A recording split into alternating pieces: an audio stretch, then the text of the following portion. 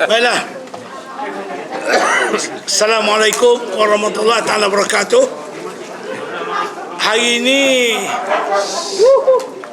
Putera mengadakan mesyuarat Ahli Dewan Tertinggi kali yang kedua bagi sesi 2020 dan yang pertama selepas persidangan agung Putera kali yang kedua bulan lepas. Hari ini dalam mesyuarat ADT kali kedua kita mengambil masa yang panjang berbincang mengenai dengan PRN di Johor. Bersama dengan saya sebelah kiri saya ni Siusago Putera Saudara Burhan Zakaria.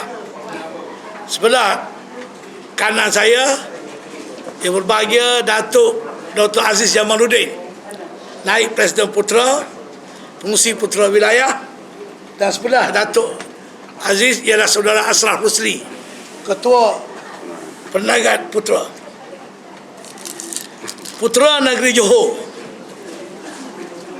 melalui pengurusinya Profesor Madya Dr. Karamuzzaman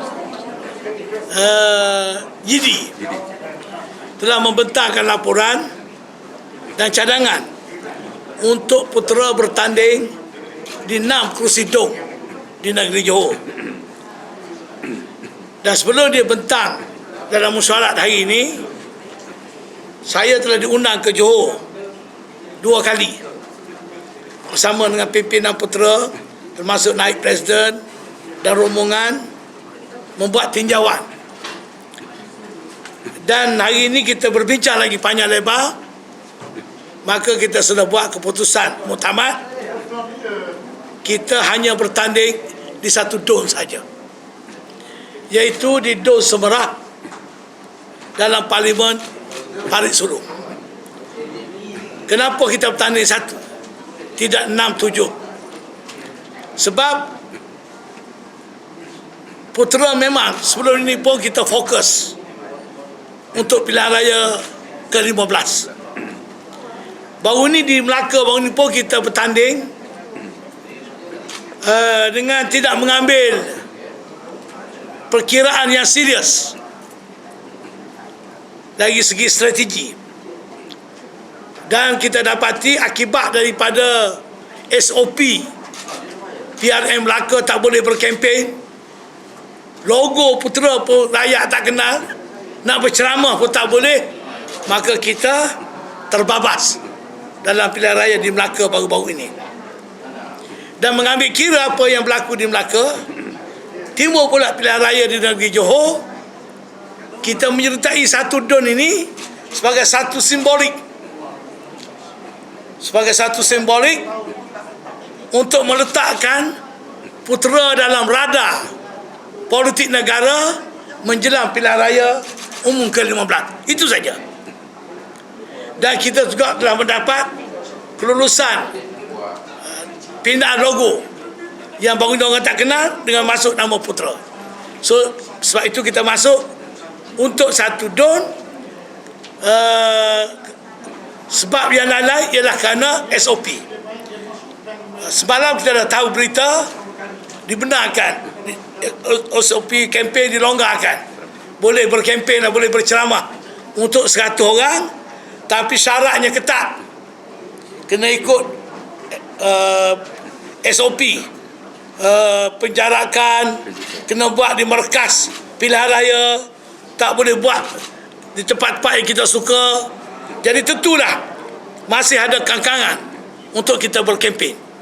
Berbeza dengan parti-parti yang memerintah, mereka menguasai jentera kerajaan, agensi kerajaan, mereka ada database, mereka banyak duit, lainlah. Tapi kita parti yang hanya kaya dengan ataupun kuat dengan semangat, membujuk lalu melentang patah. Kita parti yang genggam bara api biar sampai jadi arang. Menang kalah soal lain, lawan tetap lawan, kerana kita bukan nak mengejar kuasa, tapi pendirian Putera ialah kerana perjuangan untuk rakyat. Bila perjuangan untuk rakyat ialah menjadi juru bicara rakyat, So kita bertanding. Perhitungan menang kalah soal nombor 10, nombor 100. Memang kita harap dapat sokongan rakyat. Memang kita harap menang. Boleh kita bersuara dalam DUN walaupun seorang, walaupun dua. Tak ada guna kalau ramai pun, tapi semua jadi haprak. Nak mempertahankan agenda bangsa pun tak berani. Asyik duk bergaduh, asyik duk membina kekayaan. Kita cari seorang pun cukup.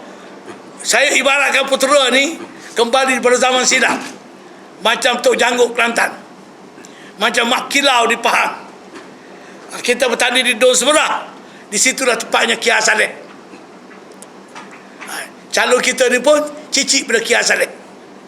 Calon kita ni, maknanya seorang, tapi kalau menang macam 100 orang, menang macam 1000. Kalau ramai pun, kalau tak berkesan tak berguna, betul tidak? Takut, berkepentingan diri, pasif, tak sanggup menghadapi risiko, tak ada guna pun. Lebih baik menang seorang tapi macam 1000 orang. Jadi kita letak satu sebagai manifestasi persiapan untuk kita melangkah seterusnya. Kita dah pengalaman pahit sedikit di Melaka. Ini di Johor, walaupun 56 DUN, kita bertanding satu saja. Apa bezanya 10 kursi dengan 1 kursi? Kalau dari segi nak tubuh kerajaan, kena bertanding lebih pada separuh. Kalau 56 DUN, kena bertanding kurang 30. Nak tubuh kerajaan kena dapat 26 ke apa? Separuh 28 baru boleh tubuh kerajaan. Tapi kalau ada parti bertanding 7 kerusi, 2 kerusi, 1, 3 kerusi, mereka bertanding tubuh kerajaan. Apa beza dengan satunya? Saya jawab ni bagi nak mempertahankan Y1. Kenapa tidak 3, tidak 4, tidak 5?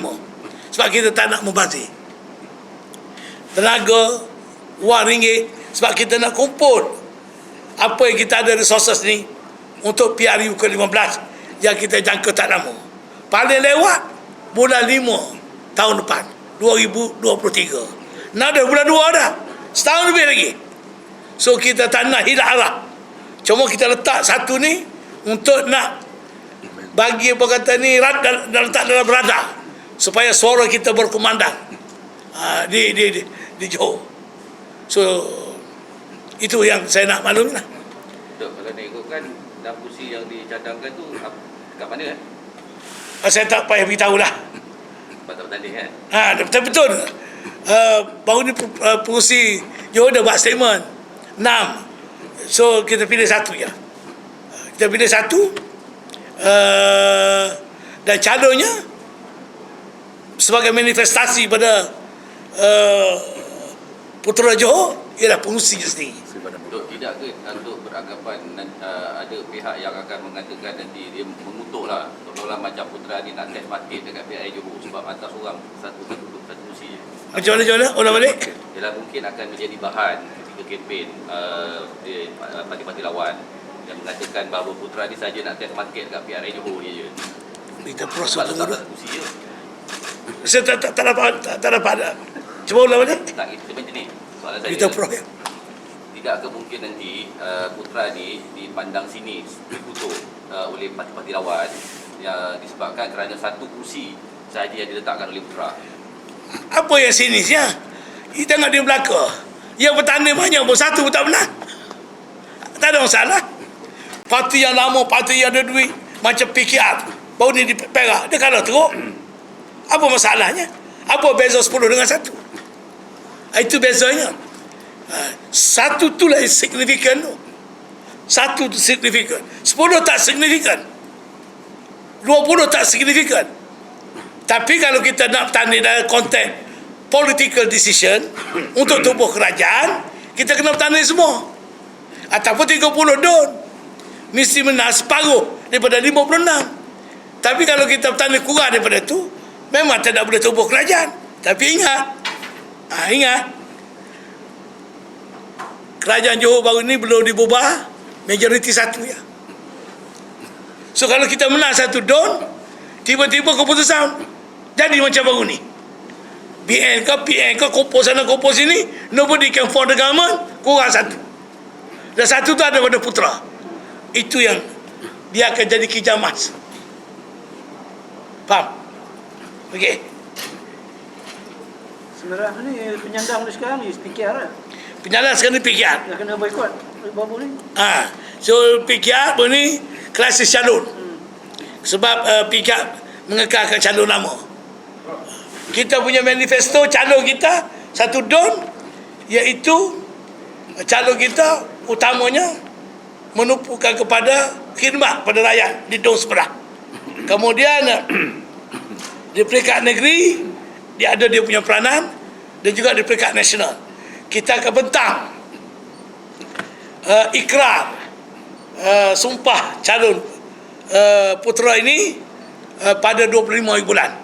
Sehari sebelum penamaan calon, saya akan umum secara resmi nama calon, dan di situlah kita akan petang manifesto calon walaupun seorang. Okey, lagi?